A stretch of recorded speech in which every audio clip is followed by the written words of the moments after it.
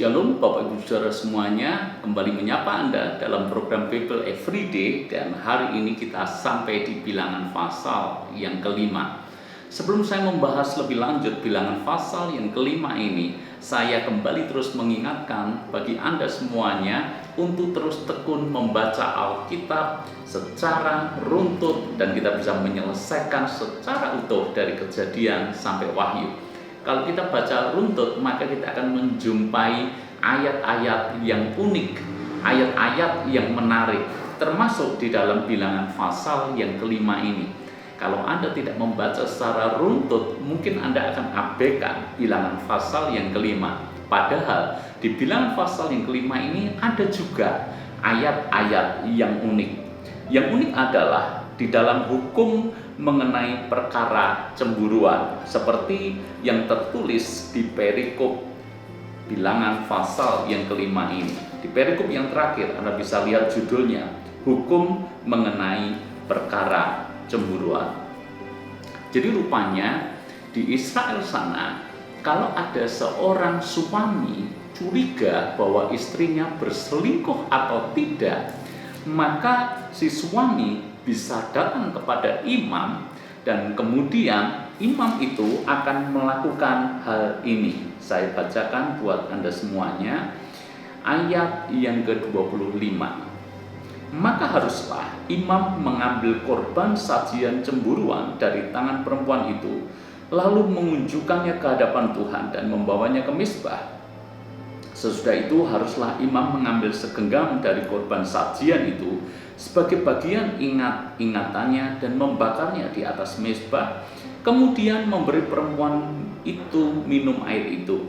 Setelah terjadi demikian, apabila perempuan itu memang mencemarkan dirinya dan berubah setia terhadap suaminya, air yang mendatangkan sumpah serapah itu akan masuk ke badannya dan menyebabkan sakit yang pedih, sehingga perutnya mengembung dan pahanya mengempis, dan perempuan itu akan menjadi sumpah kutuk di antara bangsanya. Tetapi apabila perempuan itu tidak mencemarkan dirinya, melainkan ia suci, maka ia akan bebas dan akan dapat beranak. Itulah hukum tentang perkara cemburuan. Kalau seorang perempuan telah berbuat serong dan mencemarkan dirinya, padahal ia di bawah kuasa suaminya. Kalau kita sekilas membaca ayat-ayat ini, kita mungkin geli, atau juga kita mungkin berpikir, kok ketetapan Taurat itu mirip dengan hal-hal yang bersifat tahyul dan klenik. Bagaimana tidak? Seorang suami mengadukan istrinya. Dia curiga istrinya berzina dengan pria lain. Dia curiga bahwa istrinya serong. Maka dia datang kepada imam. Dan apa yang dilakukan imam itu? Imam itu memberi perempuan itu air pahit yang mendatangkan kutuk.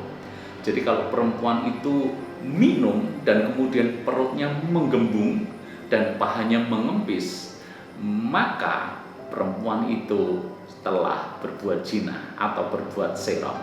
Tapi kalau air pahit itu tidak memberikan efek apa-apa, maka hukumnya adalah perempuan itu tidak melakukan zina atau serong. Jadi cara untuk mendeteksi atau untuk melihat perempuan itu berzina atau tidak, rupanya dengan cara seperti itu.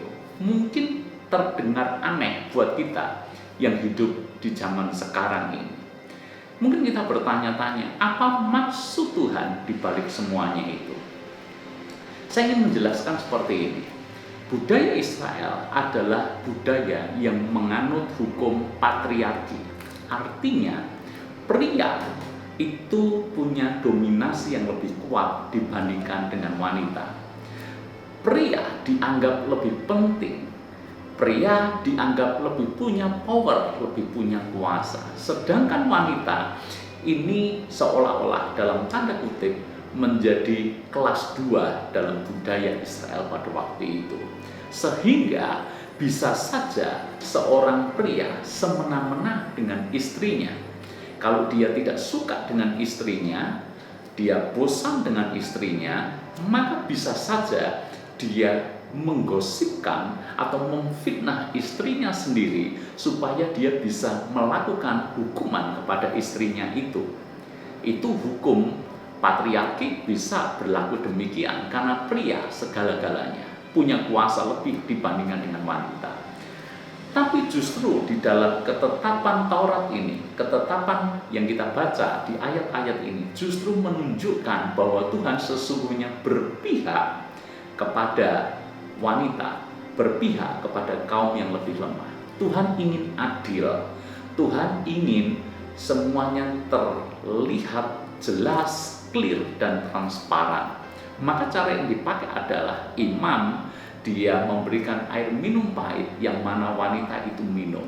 Kalau tidak terjadi efek apa-apa, berarti wanita itu benar dan dia tidak boleh untuk dicurigai telah berzina. Tapi kalau memang perutnya menggembung dan pahannya mengempis, maka orang-orang Israel boleh mengucapkan sumpah serapah kepada wanita yang berzina itu. Ibu bapak saudara semuanya, ayat ini mungkin unik, ayat ini mungkin sulit dipahami, tapi belajarlah untuk memandang bahwa sesungguhnya Tuhan berpihak kepada kaum lemah. Tuhan justru memberikan keadilan kepada wanita untuk dia bisa membuktikan dirinya benar, memberikan keadilan wanita untuk membela dirinya, punya hak untuk menyatakan dirinya benar. Jadi pahamilah bilangan pasal yang kelima ini dengan sudut pandang yang benar. Tuhan memberkati kita.